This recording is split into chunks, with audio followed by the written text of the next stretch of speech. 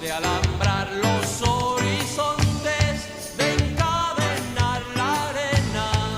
7:43 de la tarde en Canarias. La maleta, interpretada por Taller Canario, un poema de Pedro Lezcano con una letra muy potente a escuchar y a reflexionar. Para saludar esta tarde a Rafael Álvarez Gil, que es doctor en Derecho, politólogo y también escritor, por eso lo traemos esta tarde. Rafael, muy buenas tardes lo primero. Buenas tardes, Eva. Buenas tardes a todos los oyentes. Nada más que hacemos al empezar nuestro Canarias Late habitualmente, Rafael, es preguntar por qué se elige la canción que da banda sonora a la sección. Cuéntanos por qué has elegido esta maleta de Taller Canario. Porque era la más próxima al contenido del libro, de la publicación. Seguramente, si en alguna otra ocasión se repite este tipo de formato de entrevista, más personal, señalaría otra canción que está muy también vinculada al trío de Taller Canario. Pero siendo igual de potente, como has dicho, Eva, con toda razón y de mi agrado, señalé La maleta de Taller Canario de la canción, de Rogelio Botán, de Pedro Guerra, de Andrés Molina, porque es una canción que entronca con el ensayo, ¿no?, que acabo de publicar sobre la izquierda canaria y un nacionalismo pendiente, porque es la versión musicada del poema de Pedro Lezcano, ¿no?, un poema de alto compromiso social que habla de la emigración canaria. Hay un momento que a mí siempre, se me ponen los pelos de punta cuando dice: yo por vivir entre los míos hago lo que sea. Y porque no solo de esa emigración exterior, sino incluso dentro de la isla, ¿no? En Gran Canaria, lo que fue las medianías y cumbres y el norte, después de los comienzos de la segunda mitad del siglo XX, de irse a la parcería, al sureste, a lo que era Juan Grande, vecindario. Esas 4 fanegadas que deja Pedro Lezcano de la madre, y hay un momento también en la canción que hace referencia a la mujer del norte, pues contiene muchos elementos del pueblo canario, de la identidad canaria, ¿no? Y además, no solo eso, que ya con eso sería suficiente, pero es que hay un plus.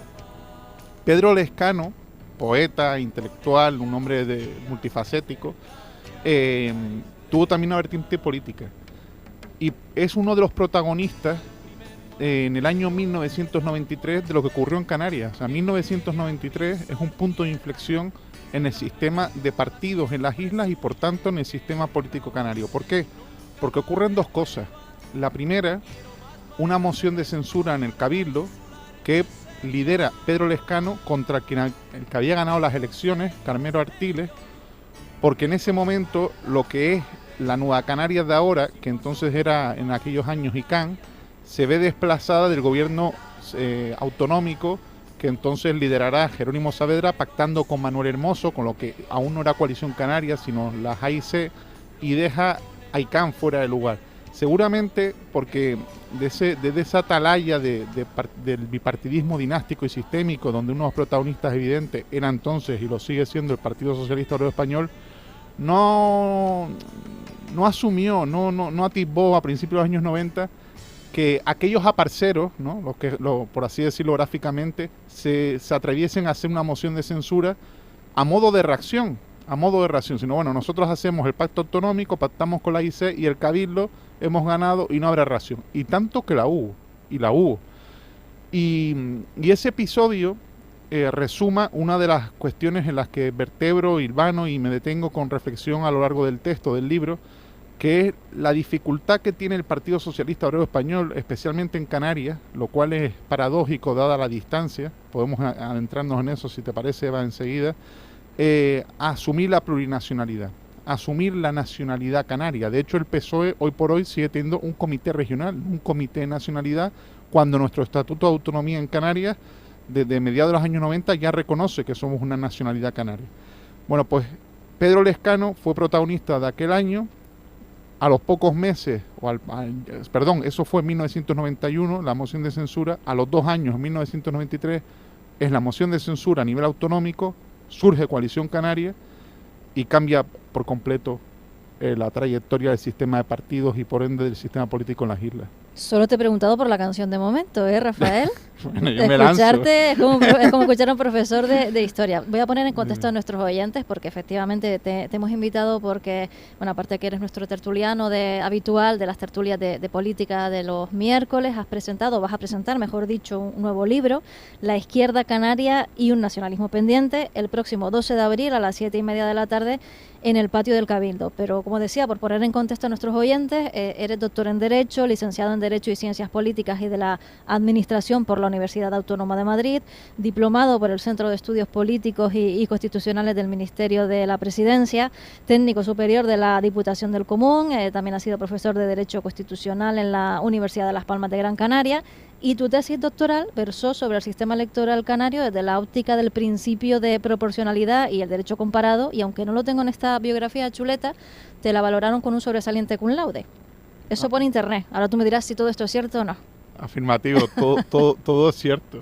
Bueno, pues ya nuestros oyentes saben por qué hablas tan bien y por qué escucharte a veces es como escuchar a un profesor de historia o mucho más. Háblanos de este libro, Rafael, La izquierda canaria, que se presenta, como decimos, el 12 de abril a las 7:30 en el patio del Cabildo y que me acabas de comentar ahora fuera de micro que está prologado por Antonio Morales, por el presidente del Cabildo de Gran Canaria. Afirmativo, así es, del actual presidente del Cabildo de Gran Canaria, que bueno, se va a volver a aspirar en la campaña electoral inminente a la reedición, ¿no?, del Cabildo de Gran Canaria. ¿Cómo nace el libro? Pues aquí hay dos elementos que se mezclan, ¿no?, que van de la mano. Normalmente cuando uno publica y aporta un argumento de naturaleza intelectual con mejor o peor suerte que comparte ante la sociedad y como no somos neveras, sino somos personas, pues hay un elemento personal. Pero reconozco que en esta publicación concreta lo hay aún más. Yo vengo de una tradición política socialdemócrata, socialista, laborista, que no es precisamente la que asume esa plurinacionalidad cuando señalé antes. Y al calor de lo que ocurrió en el proceso catalán a mí me zarandeó intelectualmente de una forma, como tú dijiste antes, una expresión muy gráfica, muy potente, ¿no? Y eso me hizo tambalear muchas cuestiones, o mejor dicho, reabrir debates internos, no por lo que estaba sucediendo en Cataluña en el día a día. Todos recordarán aquello de los coches de la Guardia Civil, una imagen saliendo de los cuartelillos, de las casas cuarteles de la Guardia Civil rumbo a Cataluña, desde la meseta, a por ellos, ¿no? Más allá del 1 de octubre del 17, de todos los prelegómenos que ocurrió a tenor del proceso, intelectualmente me zarandeó. Y pronto, apasionadamente me metí de lleno, porque pronto descubrí, como en las buenas novelas de detectives, en las buenas películas, que los malos no son tan malos y los buenos no son tan buenos. ¿Y qué quiero decir con esto? Que, bueno, ustedes tienen una misión en la cual yo también colaboro en la tertulia, en lo que ustedes tengan a bien, como radio pública, Radio Televisión Canaria, de propiciar ese ecosistema mediático propio que se debe a sí mismo Canarias gracias a su autogobierno. Y sin embargo, por lo demás, prima un centralismo informativo, sobre todo a partir de la crisis y después de la pandemia en Canarias, un centralismo informativo que no ocurre en Cataluña y en Euskadi.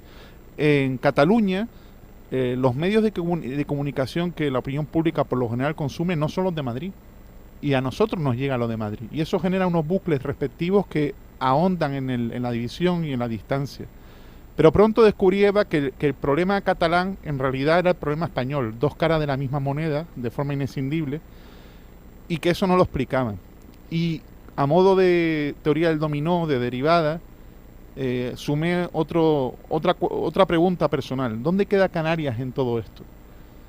Fui hilvanando, fui reflexionando, fui escribiendo, fui desarrollando incluso esas cuestiones personales que tenía que reajustar conmigo mismo, pero también en esa aportación que es la que condensa el libro, que es que la descentralización que disfruta España, con la conocida España autonómica como modelo que ciertamente está agotado, ungido tras el sistema del 78, la transición, la realidad es la que es.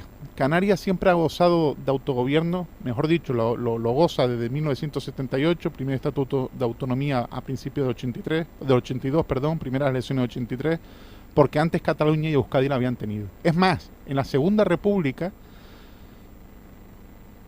Cataluña rompe el modelo autonómico, o sea, irrumpe, mejor dicho, y Canarias, liderado por un abogado tinerfeño llamado Ramón Gil Roldán, tiene un busto en el Parque García Sanabria, elabora un boceto, un proyecto de estatuto de autonomía que lo aborta el golpe de Estado franquista en el verano del 36. Y en la transición ocurre igual. Primero va Cataluña, va País Vasco y luego Canarias. Y entonces uno se pregunta, ¿dónde está el nacionalismo canario de no existir el nacionalismo catalán y vasco? ¿Realmente desde la meseta, desde Madrid, porque sí, hubiesen ofrecido al calor de la democratización de la transición, aquello de Suárez, el rey Juan Carlos I, una descentralización política y administrativa de buena fe porque le viene en gana? No es así. Y ciertamente el nacionalismo canario se hace trampas al solitario si se hace pensar que su suerte le es ajena a la catalana y la vasca, y en definitiva al Estado plurinacional. Son elementos, junto a otros muchos, que he ido pues haciendo a modo de peldaño para llegar a diversas conclusiones, ¿no? Pero una de ellas es esa. O sea, Canarias, su nacionalismo, sin el catalán y el vasco no sería factible. No lo sería. Es verdad que en Cataluña y País Vasco ha habido revolución industrial, y en Canarias lo que hubo fue tomateros y plataneras.